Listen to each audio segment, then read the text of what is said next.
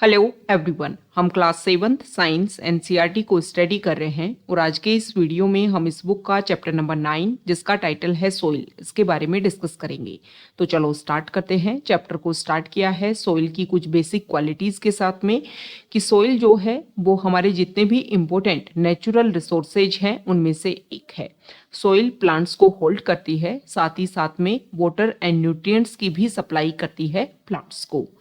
बहुत सारे ऑर्गेनिज्म जो हैं उनके लिए होम है सॉइल, मतलब बहुत सारे जीव जो हैं वो सॉइल में रहते हैं। सॉइल एग्रीकल्चर के लिए एसेंशियल है। एग्रीकल्चर हमें फूड, क्लोथिंग एंड शेल्टर हम सभी को प्रोवाइड करता है। मतलब सॉइल जो है वो हमारी लाइफ का एक इनसेपरेबल पार्ट है। आप हमारी लाइफ से सॉइल को अलग कर ही नहीं सकते हो। ओके, काफ़ी ज़्यादा एसेंशियल है हमारी लाइफ के लिए। तो ये सोइल से रिलेटेड कुछ बेसिक फैक्ट्स हैं। अब सोइल के कुछ अदर क्वालिटीज जो हैं वो भी इस चैप्टर में बताई हुई हैं, उसके बारे में हम डिस्कस कर लेते हैं। तो सबसे पहले यहाँ पर बताया हुआ है कि सोइल टीमिंग विद लाइफ, मतलब सोइल में अनेक प्रकार के वेरियस टाइप ऑर्गेनिज्म जो है रहते हैं। जैसे कि यहाँ पर फर्स्ट एग्जाम्पल दिया हुआ है अर्थवर्म का, कि अर्थवर्म जो है वो भी सोइल में पाया जाता है। इसके बाद में सोइल पोल्यूशन की यहाँ पर बात की गई है कि पॉलीथीन बैग्स एंड प्लास्टिक जो है वो सोइल को पोल्यूट करते हैं। साथ ही साथ में ये जो पॉलीथीन बैग्स और प्लास्टिक जो हैं वो हमारी सोइल में जो ऑर्गेनिज्म रहते हैं उनको भी मार देते हैं, उनको किल करते हैं।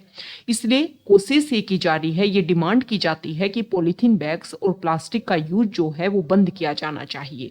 इसके अलावा अदर सब्सटेंस की अगर हम बात करें तो उसमें बहुत सारे वेस्ट प्रोडक्ट्स हैं जो भी हमारी सोइल को पोल्यूट करते हैं, जिसमें आते हैं केमिकल एंड पेस्टिसाइड्स। तो ये जो वेस्ट प्रोडक्ट्स एंड केमिकल जो हैं उनको सोइल में रिलीज करने से पहले हमें पहले क्या करना चाहिए, उनको ट्रीट करना चाहिए। और ट्रीट करने के बाद में उनको सोइल में रिलीज करना चाहिए ताकि सोइल में जो ऑर्गेनिज्म रहते हैं वो इससे इफेक्ट ना हो।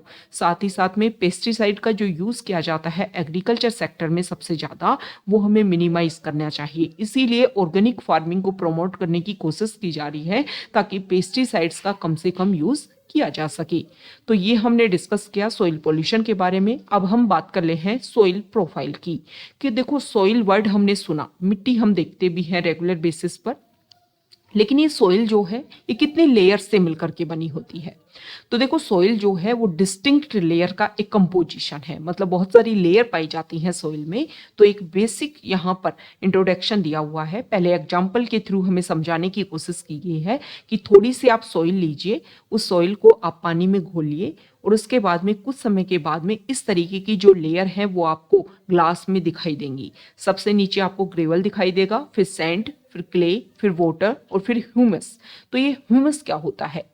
देखो जो हमारी सॉइल है उसमें रोटिंग डेड मैटर जो होता है, मतलब सड़े गले पदार्थ जो होते हैं उसको बोला जाता है ह्यूमस। ओके, अब सॉइल का फॉर्मेशन क्या होता है, कैसे होता है, किस प्रोसीजर से होता है, ये इंपॉर्टेंट है। ये बेसिक बातें यहाँ पर बताई हुई है कि सॉइल कैसे बनती है, आपको पता होनी चाहिए। तो देखो विंड के थ्रू, वाटर और क्लाइमेट के थ्रू जो है वो रॉक्स जो हैं वो छोटे छोटे टुकड़ों में टूटती रहती हैं। और ये जो प्रोसीजर होता है रॉक्स का छोटे छोटे टुकड़ों में टूटना, इसको बोला जाता है वेदरिंग। ओके, कोई भी जो सोइल है, मतलब किसी भी जगह की जो सोइल है उसकी किस तरीके की नेचर होगी, ये उसके ऊपर डिपेंड करता है कि वो किस तरीके की रॉक से उसका फॉर्मेशन हुआ है। साथ ही साथ में अगर हम देखें तो उस एरिया में किस तरीके की जो वेजिटेशन है वो ग्रो करती है, ये भी डिपेंड करती है। ओके, तो यहाँ पर सोइल के फॉर्मेशन के बारे में हमने देखा कि सोइल का किस तरीके से फॉर्मेशन होता है। अब सोइल प्रोफाइल के बारे में देखो, हम सोइल को देखते हैं तो सिर्फ अपर लेयर को हम देख पाते हैं, नीचे किस तरीके की लेयर सोइल में पाई जाती है हम नहीं देख पाते हैं। ज़्यादातर कैसे होता है कि जब किसी हाउस का फाउंडेशन रखा जाता है, उसकी फाउंडेशन की डिगिंग की जाती है तब जाकर के, या वेल डिगिंग की जाती, कुएं की खुदाई की जाती है, तब हम सोइल की जो अदर लेयर हैं उनके बारे में देख पाते हैं। तो यहाँ पर सोइल प्रोफाइल के बारे में बताया हुआ है। सबसे पहले ये ए होरिजन, फिर बी होरिजन, फिर सी होरिजन और फिर बेड रॉक।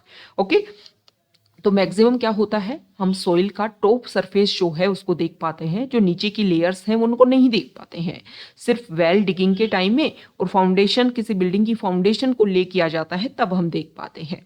तो यहाँ पर अब इनके बारे में कुछ बेसिक बातें बताई हुई हैं कि सोइल की जो अपर मोस्ट होरिजन होती है, सबसे ऊपर की जो लेयर होती है, वो जनरली अगर हम देखें तो कलर में डार्क होती है और ये ह्यूमस में रिच और मिनरल्स में भी रिच होती है। अभी ह्यूमस जो होता है वो क्या करता है, ह्यूमस जो है वो सोइल को फर्टाइल बनाता है और साथ ही साथ में जो प्लांट्स होते हैं उनको ग्रो करने के लिए न्यूट्रिएंट्स भी प्रोवाइड करता है। ये जो अपर मोस्ट लेयर है सोइल की, ये अगर हम जनरली इसके बारे में देखें तो ये सॉफ्ट होती है, पोरस होती है and can retain more water. It is called the top soil और द ए होरिजिन। सबसे टॉप सोइल के नाम से इसको जाना जाता है। और सबसे ऊपर की जो परत होती है सोइल की, सबसे ऊपर की जो लेयर होती है, वहां पर बहुत सारे लिविंग ऑर्गेनिज्म जैसे कि worms, rodents, moles and beetles ये भी रहते हैं। इसके अलावा जो स्मॉल प्लांट्स हैं उनकी जो रूट्स हैं वो भी अपर लेयर में ही एग्जिस्ट करती हैं या इम्बेड करती हैं। जो नेक्स्ट लेयर होती है सोइल की अपर लेयर के बाद में, उसमें ह्यूमस जो है वो लेसर अमाउंट में होता है, लेकिन मिनरल जो होते हैं वो मोर होते हैं कंपैरिजन टू अपर लेयर। तो ये जो सेकंड नंबर की जो लेयर है वो जनरली हार्डर होती है, मोर कॉम्पैक्ट होती है, मतलब सघन होती है। उसमें जो कण होते हैं, पार्टिकल होते हैं सोइल के, वो काफ़ी पास पास होते हैं और इसको बी होरिजिन या फिर मिडल लेयर के नाम से जानते हैं। तीसरी लेयर होती है सी होरिजिन और ये यहाँ पर क्या होता है, तीसरी लेयर में जो सोइल होती है उसमें रॉक्स के भी कुछ लम्ब्स पाए जाते हैं, मतलब थोड़ी थोड़ी रॉक्स जो हैं वो भी यहाँ पर देखने को मिलती है।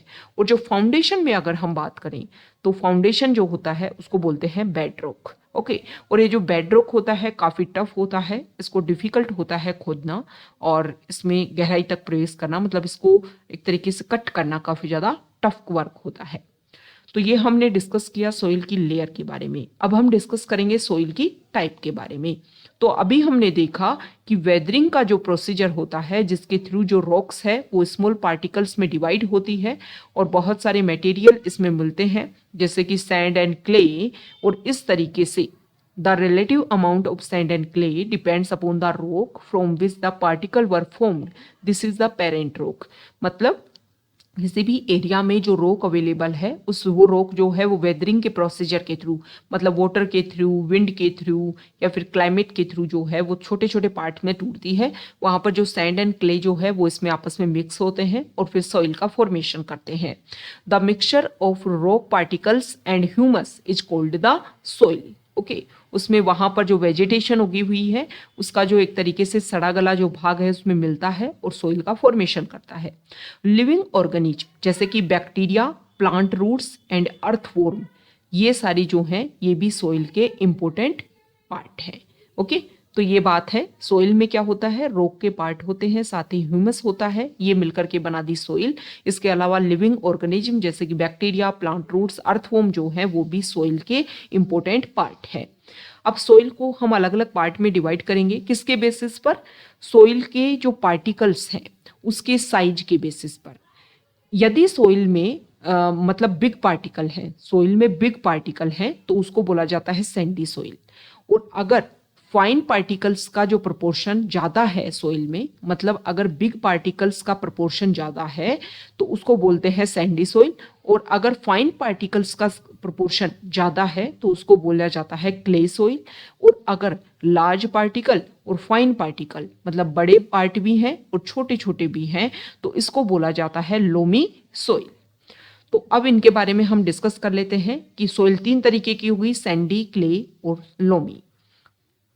ओके, अब देखो, the size of the particle in A soil has an influence on in properties. कोई भी सोइल में किस तरीके के साइज पाए जाते हैं, कोई भी सोइल में किस साइज के पार्टिकल पाए जा रहे हैं, उसके बेसिस पर उस सोइल की जो प्रॉपर्टीज हैं वो भी डिसाइड होती हैं। जैसे कि sand particles are quite large, they can not fit close together, मतलब बड़े बड़े पार्टिकल होते हैं तो वो एक दूसरे से, आप इस तरीके से समझिए। सबसे पहले हमने देखा सैंडी सोइल, तो सैंडी सोइल क्या होता है, इसमें बड़े बड़े पार्टिकल होते हैं, ये आपस में एक दूसरे के साथ में क्या नहीं हो पाते, मिक्स नहीं हो पाते हैं, एक दूसरे के साथ में जुड़ नहीं पाते हैं। ओके, तो इनके बीच में जो एयर की प्रेजेंस है वो काफ़ी ज़्यादा होती है। ओके, इनके बीच में स्पेस होता है और स्पेस जो है एयर से फिल होता है। ओके, सैंड इज एरेटेड, मतलब ज़्यादा से ज़्यादा अगर हम कंपैरिजन करें तो सबसे ज़्यादा एयर की प्रेजेंस कहाँ पर होगी, तो सैंडी सोइल में होगी। Water can drain quickly through the space between the sand particles, तो वाटर जो है वो क्विकली यहाँ पर ड्रेन हो जाता है क्योंकि सैंड पार्टिकल के बीच में काफ़ी ज़्यादा स्पेस देखने को मिलता है। सैंडी सोइल जो होती है वो लाइट होती है, वेल एरेटेड होती है और रादर ड्राई होती है, सूखी भी होती है। सूखने का कारण क्या है, बड़े बड़े पार्टिकल हैं, बीच में जगह अवेलेबल है, तो एक तरीके से जो भी वाटर है वो यहाँ पर रुक नहीं पाता है, वो दोबारा से क्या हो जाएगा, एक तरीके से अब अगर हम बात करें तो वेपर में फटाफट जो है वो कन्वर्ट हो जाता है। ओके, क्ले जो पार्टिकल है, मतलब हमने क्या देखा, जिसमें जो पार्टिकल है वो काफ़ी ज़्यादा स्मॉल है। ओके, तो ये आपस में बहुत ज़्यादा टाइटली एक साथ में रहते हैं और इनके बीच में बहुत ही लिटिल स्पेस होता है, मतलब एयर जो है वो कम प्रेजेंट होती है, बहुत ही कम प्रेजेंट होती है। अनलाइक सैंडी सोइल, वाटर जो है इन टिनी गैप्स में काफ़ी लंबे टाइम तक यहाँ पर बना रह पाता है between the particle of clay. So clay soil have less air, मतलब पानी प्रेजेंट रहेगा तो हवा नहीं रहेगी, और हवा है तो मतलब पानी नहीं है। ओके, तो दो के बारे में हमने डिस्कस कर लिया। हमने डिस्कस किया किसके बारे में, सैंडी सोइल के बारे में, और हमने डिस्कस किया क्ले सोइल के बारे में। ओके, ये जो क्ले सोइल है वो हैवी होती है और सैंडी सोइल के कंपैरिजन में ज़्यादा वाटर को होल्ड कर पाती है। ओके, अब बात कर लेते हैं लोमी सोइल की। देखो, तीनों में अगर हम कंपैरिजन करें तो सबसे अच्छी होती है लोमी सोइल, और ये प्लांट्स को ग्रो करने में सबसे ज़्यादा इंपॉर्टेंट होती है। लोमी सोइल है जो मिक्सर है एक तरीके से सैंड का, क्ले का और another type of soil particle, जैसे कि सिल्ट का, मतलब सिल्ट, सैंड और क्ले सभी मिलकर के जो मिलकर के बनाते हैं उसको बोलते हैं लोमी सोइल। सिल्ट क्या होता है, सिल्ट होता है जो हमारी रिवर बेड्स होती हैं उनके द्वारा डिपॉजिट किया जाता है। The size of silt particles is between those of sand and clay, sand और क्ले के बीच में, मतलब बड़े पार्टिकल और छोटे पार्टिकल इनके बीच का जो साइज होता है उसको हम बोल सकते हैं क्या, सिल्ट। ओके, सिल्ट उसको बोला जाता है। The loamy soil also has humus, जो लोमी सोइल होती है उसमें ह्यूमस भी होता है। It has right water holding capacity for the growth of plants, मतलब इसमें ना ज़्यादा एयर होती है, मतलब ना ज़्यादा स्पेस होता है, ना कम स्पेस होता है कि बिल्कुल वाटर ही अवेलेबल हो, एयर ना हो। इसमें दोनों का मिक्सअप होता है, वाटर भी अवेलेबल है, मतलब मॉइस्चर भी अवेलेबल है जो सॉइल है उसमें, और साथ ही साथ में एयर भी अवेलेबल है। तो दोनों प्रोसीजर का मिक्स है, तो मतलब सबसे ज़्यादा इंपॉर्टेंट होती है लोमी सोइल, किसके लिए, प्लांट के ग्रोथ के लिए। ओके, तो ये तीनों तरीके की जो सॉइल के यहाँ पर जो इनमें एक डिवीजन किया गया उनके पार्टिकल के साइज के बेसिस पर, उन तीनों के बारे में हमने यहाँ पर डिस्कस किया।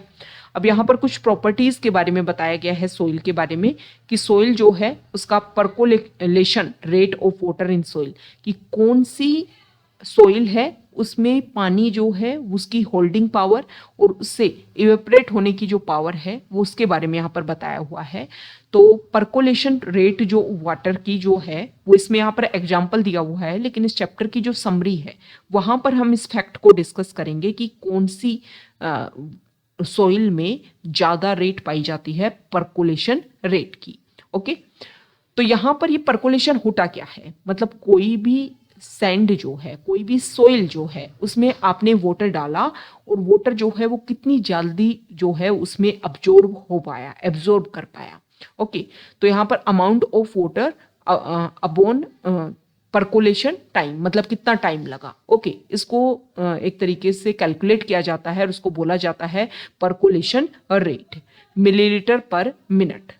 यहाँ पर फिर बात की गई है मॉइस्चर की, तो देखो सॉइल में मॉइस्चर अवेलेबल होता है, और जब हीट होती है, मतलब समर के टाइम होता है, उस टाइम में जो वाटर होता है सॉइल में वो इवेपरेट होता है, ऊपर की तरफ उठता है, तो इसकी वजह से उसके आसपास की जो हवा है उसको काफ़ी ज़्यादा कंडेंस कर देता है, और कंडेंस करने की वजह से प्रॉब्लम क्या होती है ये हमें देखने को मिलता है कि समर डे में जब वाटर सॉइल से बाहर आता है तो सनलाइट जब इसके ऊपर गिरती है तो जो सॉइल है वो हमें शिमरिंग होती हुई एक तरीके से ऐसे लहराती हुई, कि जैसे वहाँ पर वाटर की अवेलेबिलिटी है ऐसा हमें दिखाई देता है, और ऐसा आपने सीन भी किया होगा।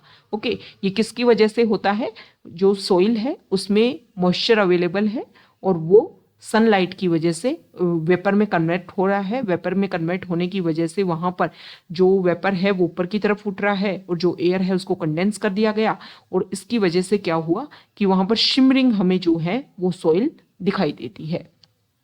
यहाँ पर बताया गया है कि अब्जॉर्प्शन, कोई भी वाटर जो है उसको सॉइल के द्वारा किस तरीके से एब्जॉर्ब किया जाता है उसकी मेजरिंग यहाँ पर की जा रही है।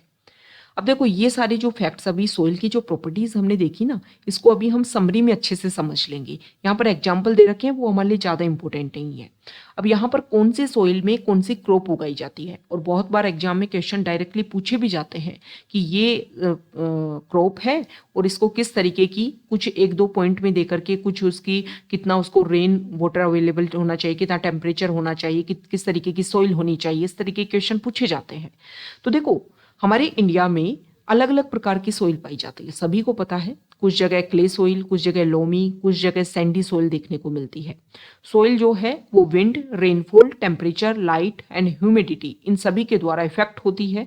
और ये सारे जो भी अभी हमने डिस्कस किए ना, wind, rainfall, temperature, light, humidity, ये क्लाइमेटिक फैक्टर्स हैं जो सोइल की प्रोफाइल को, सोइल के स्ट्रक्चर को चेंज करते हैं और उसको इफेक्ट करते हैं। ओके, तो यहाँ पर बताया गया है कि देखो जो क्लाइमेटिक फैक्टर्स हैं, इसकी वजह से components of soil determine the various type of vegetation and crops that might grow in any region. ये क्लाइमेटिक फैक्टर जो है वो किस तरीके की सोइल में, किस रीजन में कौन कौन से, एक तो सोइल को इफेक्ट करेंगे, किस तरीके की सोइल का फॉर्मेशन होगा, दूसरा इफेक्ट करते हैं कि वहां पर किस तरीके की वेजिटेशन उगेगी, ये सारा भी इफेक्ट करते हैं। तो यहाँ पर बताया गया है कि क्ले और लोमी सोइल जो है, क्ले सोइल जहां पर पार्टिकल बहुत छोटे छोटे हैं, लोमी सोइल जहां पर मीडियम है, ना बड़े हैं ना छोटे हैं।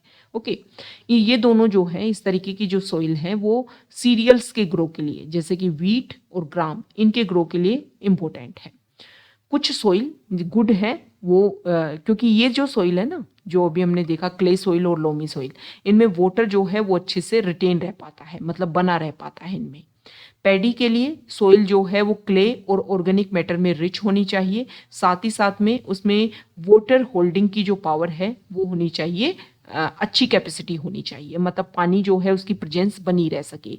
और जो सैंडी सोइल होती है उसमें पानी अवेलेबल नहीं हो पाता है, और जो लोमी सोइल और क्ले सोइल है इसमें वाटर होल्डिंग कैपेसिटी अच्छी होती है। लेंटिन्स की अगर हम बात करें, मसूर और अदर पल्सेज की बात करें, तो लोमी सोइल इनके लिए इंपॉर्टेंट है, which drain water easily are required. Okay, for cotton sandy, loam और लोम, सैंडी लोम या फिर लोम, ये जो है वो कॉटन के लिए जरूरी है, और विच ड्रेन वाटर इजीली। ओके, तो ये कौन सी क्रॉप के लिए एक बेसिक अवेयरनेस आपको दी गई है, और ये समझाने की कोशिश की गई है कि अलग अलग एग्रीकल्चर के लिए आपको अलग अलग जो सोइल है उसकी प्रेजेंस होनी चाहिए। और यही बेसिक रीजन है कि आप इंडिया में अगर आप देखोगे तो अलग अलग रीजन पे आपको अलग अलग तरीके की क्रॉप दिखाई देंगी, कि किसी रीजन में किसी तरीके की क्रॉप उगाई जाती है, कहीं पर कुछ उगाया जाता है, कहीं पर कुछ उगाया जाता है। तो उसमें देखो अदर फैक्टर भी इंपॉर्टेंट रोल प्ले करते हैं, लेकिन सोइल एक इंपॉर्टेंट रोल प्ले करती है, और सोइल की वजह से भी बहुत ज़्यादा डिसाइड होता है कि कहाँ पर कौन सी क्रॉप उगाई जाए। इसके साथ में वाटर की अवेलेबिलिटी, टेम्परेचर, ये भी इफेक्ट करता है क्रॉप की अवेलेबिलिटी को, एग्रीकल्चर की अवेलेबिलिटी को। ओके, तो ये हमने देखा कि जो क्रॉप्स हैं वो किस तरीके से उगाई जाती हैं। जैसे कि वीट जो होता है वो फाइन क्ले सोइल में उगाया जाता है, क्योंकि ये जो सोइल है वो ह्यूमस में रिच होती है और बहुत ज़्यादा फर्टाइल होती है। ओके, यहाँ पर सॉइल इरोजन के बारे में बताया गया है कि अगर वाटर के द्वारा, विंड और आइस के थ्रू जो है वो लैंड सरफेस का रिमूवल देखने को मिले, मतलब ऊपर की परत जो है वो हट जाए, तो उसको इरोजन बोला जाता है, सॉइल इरोजन। ओके, अब देखो प्लांट्स ज़्यादा से ज़्यादा होंगे तो सोइल की अपर लेयर को बांध करके रखते हैं, आपस में जोड़ करके रखते हैं, जल्दी से हटती नहीं है। इसलिए कोशिश ये की जानी चाहिए कि ज़्यादा से ज़्यादा जो है वो प्लांटिंग की जाए, ताकि जो इरोजन है सोइल का उसको रोका जा सके।